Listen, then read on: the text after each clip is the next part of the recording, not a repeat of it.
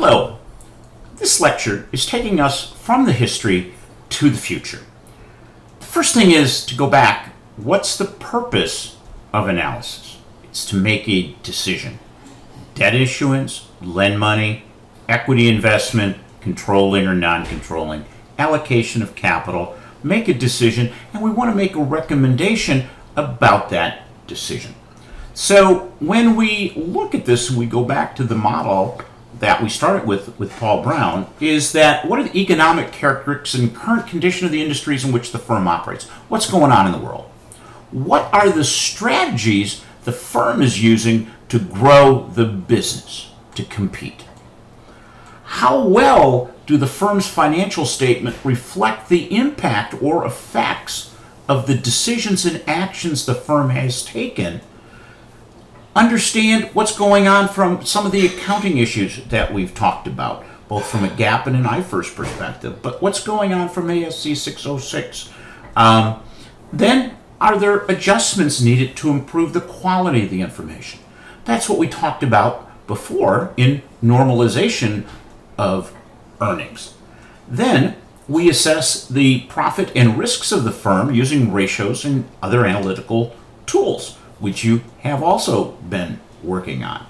The next step is where we are today, is step 5, forecasting the firm's future profitability and risk, incorporating information on the future strategies and the economics of the global economy and the industry itself.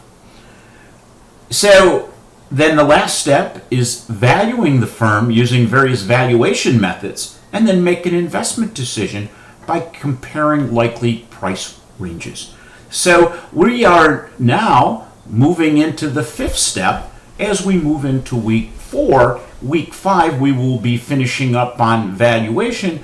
And in week 6, what we'll be doing is we'll be looking at some other aspects of financial statement analysis. Framework. Okay. Everything's in a framework. We've got to try to process for everything. So for what we're going to look at is there's a process for the analysis itself. Remember, Paul Brown and those steps are the theory and that. But now let's get into the nuts and bolts. First is define the purpose for the analysis. We haven't done that. We've given the 3 broad parameters. Collect and input data. You've done that by taking the 10K. You've created a lot of financial statements and ratios. When you're working on project 2, you're analyzing and interpreting the data, and then develop and communicate the conclusions, and then follow up. So the first step is to define the purpose. So what's the purpose of the analysis that you've worked on in project 1 and project 2? Well, let's start with a little scenario here. Mr. Success has a net worth of around $1 billion. He's done some preliminary research, and he identified a couple of companies he's interested in. They're in different industry, and some may be competitors. Since he inherited the money from his parents, he doesn't know anything about making money, just spending it. He's considering making a non-controlling investment of $10 million in one of the firms that you're working on. He's asked you a few questions. Whether he should buy it or not, what a fair price would be today, and what is the value in the future. He has a threshold return of 7.5% on his equity investments. So now there's really embedded 2 questions here as you move forward. Should he buy it or not? That's a yes or no, and then support it with rationale. What's a fair price today to pay? Whether you want to buy it or not, there is a fair price you think this stock is worth. And what's the value in the future? What might it be? He has a threshold of 7.5% on his equity investments. So you could interpret that and say, well, anything that, if you're going to make a recommendation to buy, needs to produce him a 7.5% annual rate to be fair. So that's the purpose of this analysis. The theory behind this. Well, sometimes I like quotes if you guys haven't figured that out yet. Learn from the past, but look to the future. Reflect and review, but always keep moving. Forecasting is an art based on history. It is not an exact science. There are many variables and there's many assumptions that we will make. And it's really about how thoughtful those assumptions are, how realistic they are. There's a lot of variables here. So we're essentially going to be applying assumptions to the historical normalized results.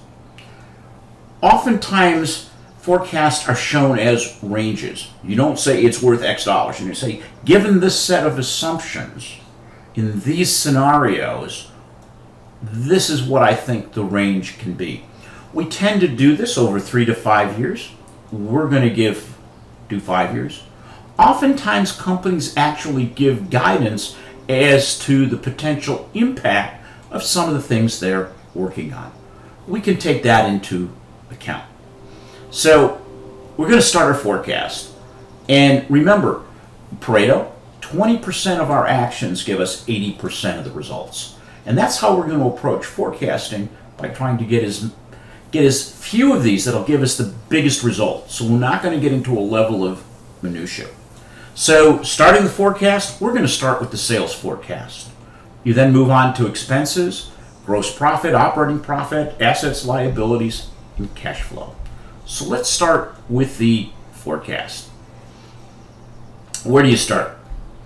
Well, we still got to make an assumption that the value of the company is the ability to generate cash in the future. And that's driven by sales, because that's the only way we're going to grow is by sales.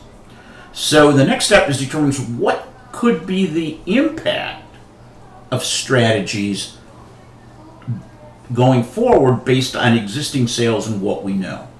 As I said, there are variables. Some are internal to the firm and others are external to the firm, because it's about the firm's ability to deliver and execute the strategy, but it's also external based on competition, what's happening in the economy, technology, and disruptors. There's also limits to growth, that within the confines of a company, there's only so much existing capacity, there's only so much working capital, and if you want to move forward, you have to either expand your capacity, that can be people, plant, technology, or capital, which means you have to issue debt or equity. So where do you start? Okay, sales drivers and strategies. You've already identified the rate and the volume drivers as part of your previous project. You identified growth strategies the firm is going to engage in. Pick the top 2 or 3. What are they? What is going to grow sales? There's different strategies. Some will grow sales, some will work on expenses, some will work on technology, innovation. But what's going to drive sales? How are they related to each other? They each have a probability of occurring based on assumptions that you make.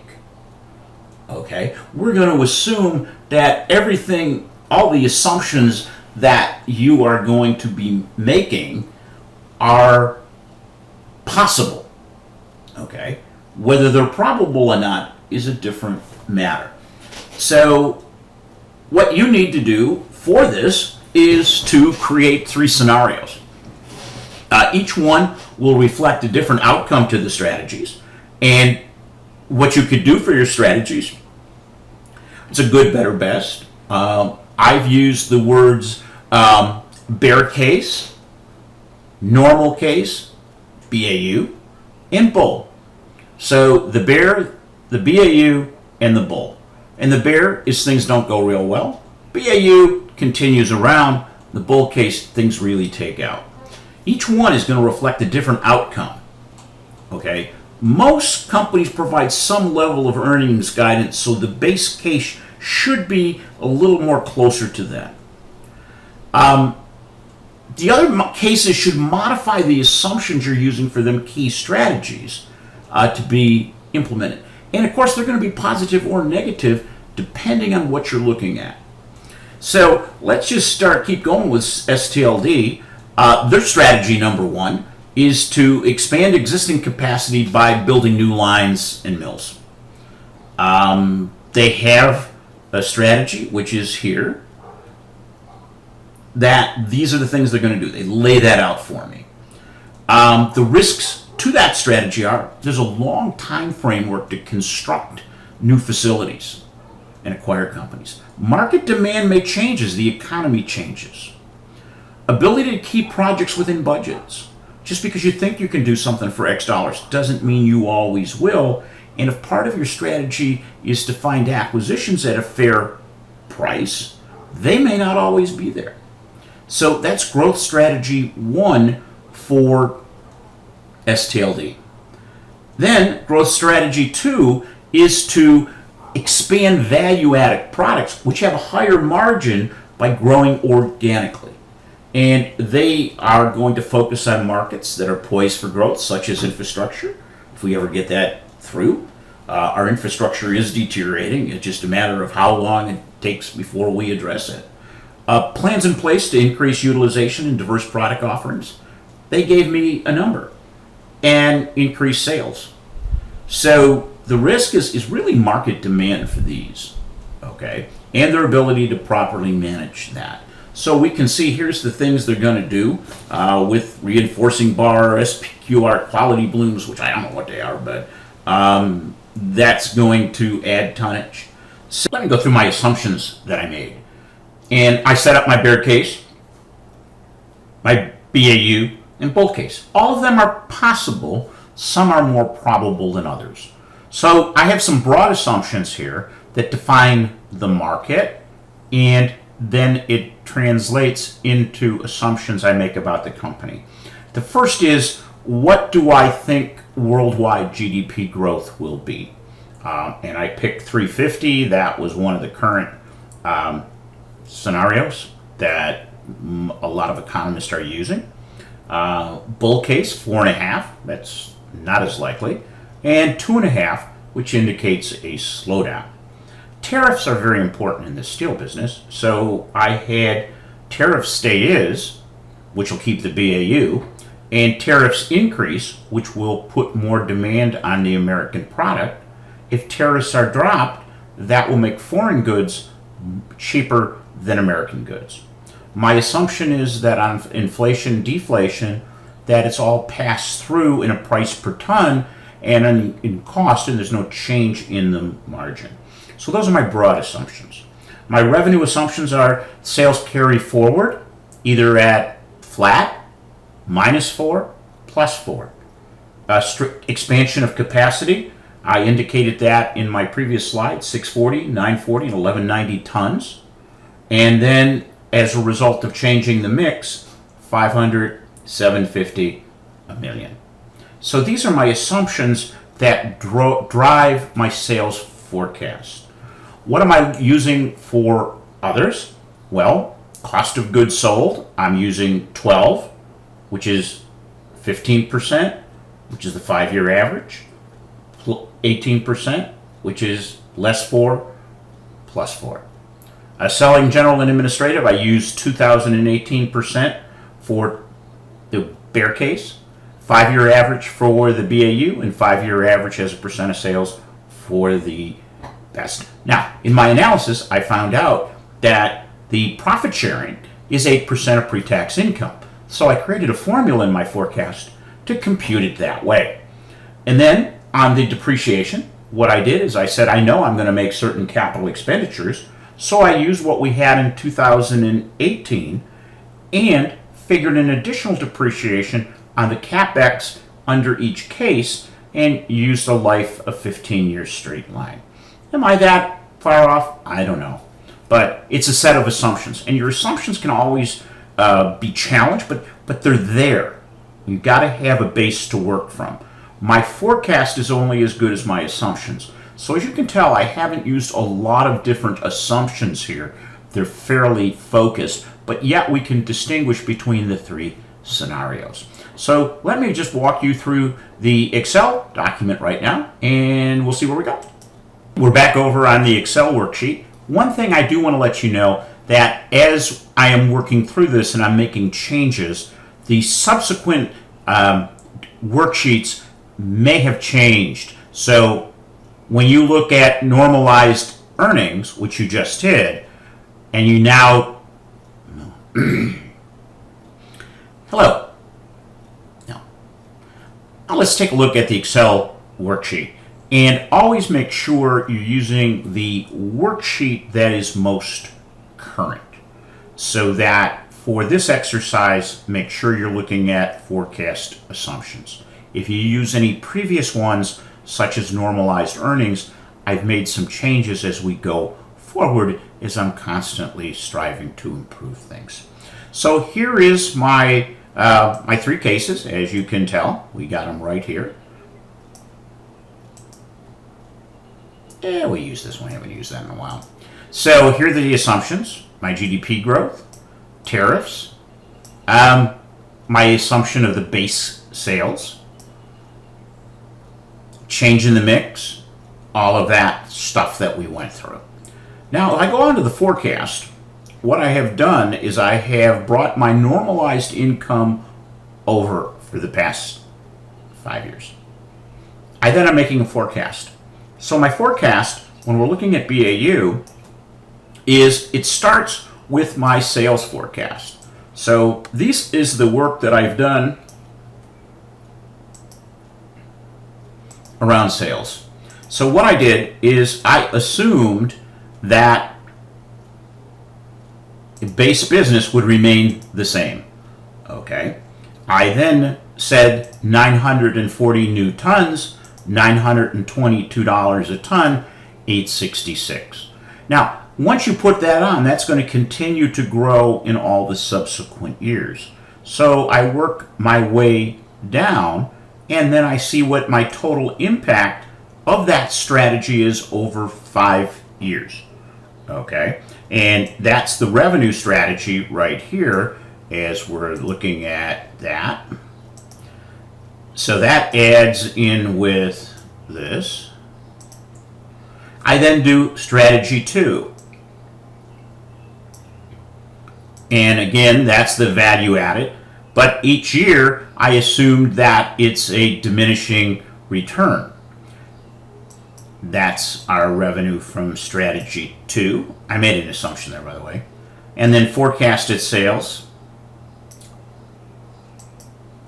And that moves all the way up to the top. So that number will be from below. So you have to build it the same way, what your strategies are into this. Cost of goods sold, I worked that based on holding the gross profit at 15, which is the 5-year average, and I came out with that. I used the selling and general administrative at 1.09. I assumed it would move proportionally.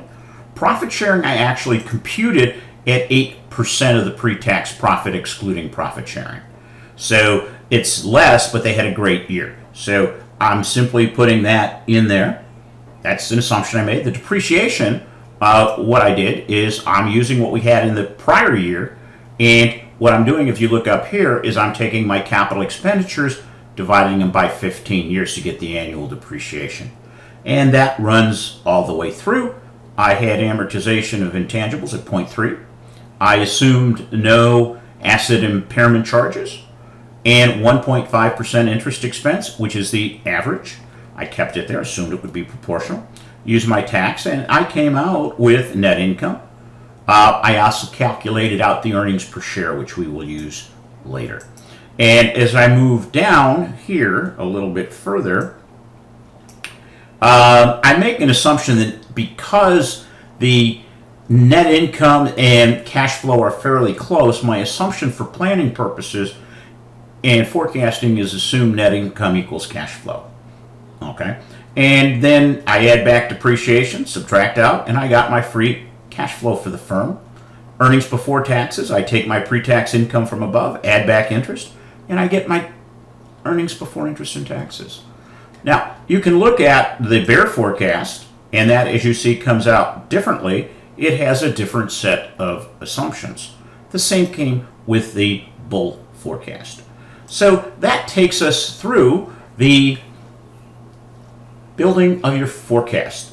And if you haven't guessed, the final application project, the first piece of it will be to develop a set of assumptions and then develop a forecast under 3 different scenarios. So if you have any questions, please let me know.